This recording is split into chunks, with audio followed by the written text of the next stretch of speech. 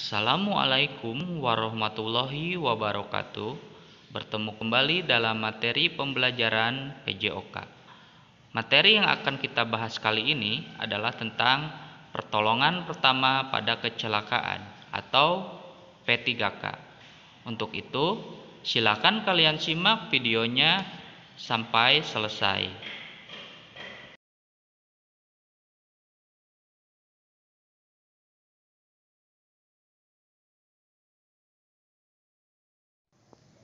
Pengertian P3K, pertolongan pertama pada kecelakaan, adalah pertolongan sementara yang diberikan kepada seseorang yang menderita sakit atau kecelakaan sebelum mendapat pertolongan dari dokter.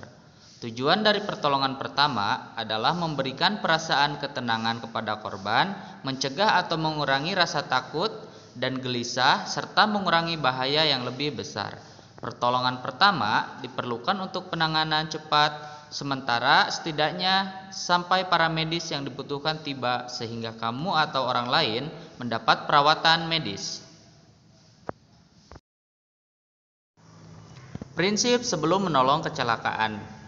Yang pertama, P. Penolong mengamankan dirinya sendiri terlebih dahulu sebelum bertindak. A. Amankan korban dari gangguan sekitar tempat kejadian sehingga bebas dari bahaya. T.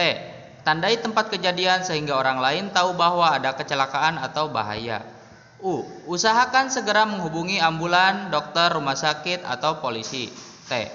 Tindakan pertolongan P3K berpedoman dalam urutan penanganan yang paling tepat. Peralatan P3K.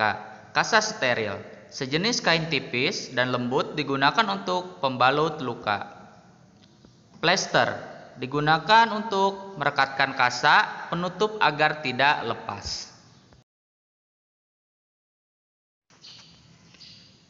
Yang berikutnya, gunting digunakan untuk memotong perban atau kasa, juga bisa digunakan untuk memotong kain dan material lain untuk perawatan.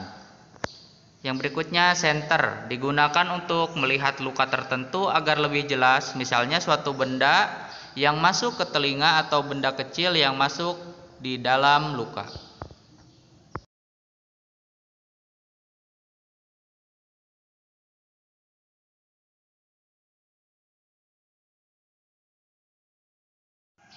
Yang berikutnya, obat-obat P3K. Yang pertama, obat pencuci luka, yaitu ada Ripanol, alkohol 70%, dan bore water. Kegunaannya mempercepat penyembuhan pada luka yang ringan, seperti tersayat benda tajam, dan menghindari luka dari kotoran agar tidak infeksi. Cara penggunaannya, bersihkan luka dengan obat pencuci luka agar bersih dan steril, kemudian oleskan obat pada luka.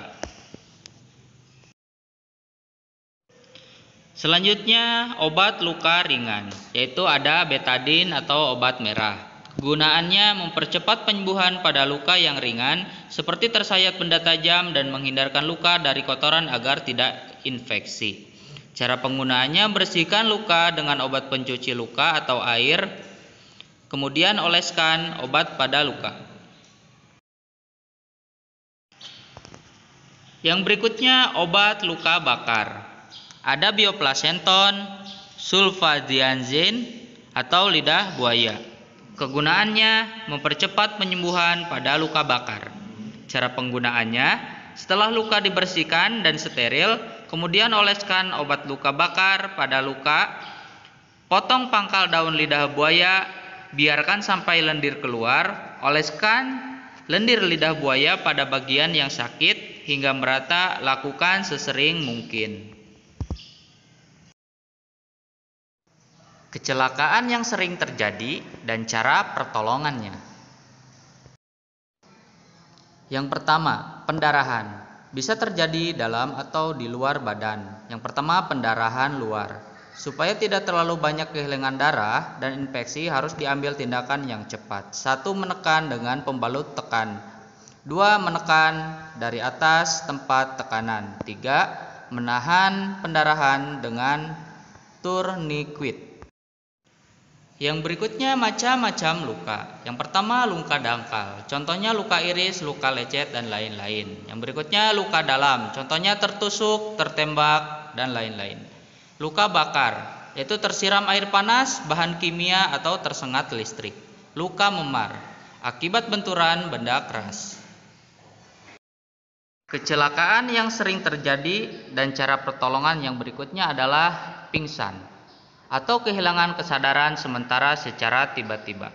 Sebabnya gangguan saraf pagus, yang kedua tekanan darah berubah tiba-tiba, yang ketiga anemia, yang keempat dehidrasi, yang kelima syok. Dasar-dasar penanganan pingsan: yang pertama, dibawa ke tempat yang teduh dan aman, jangan berkerumun.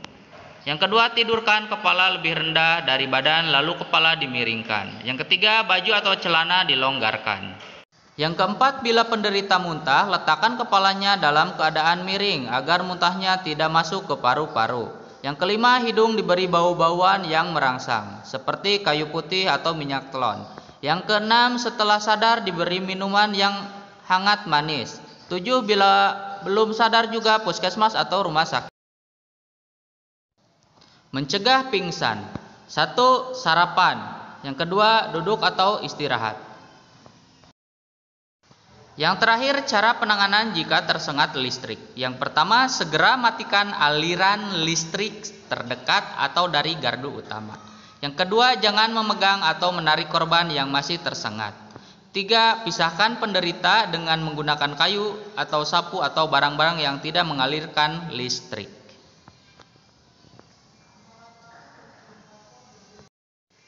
Demikianlah materi kita untuk kali ini. Semoga dapat dipahami. Atas perhatiannya, Bapak ucapkan wassalamualaikum warahmatullahi wabarakatuh.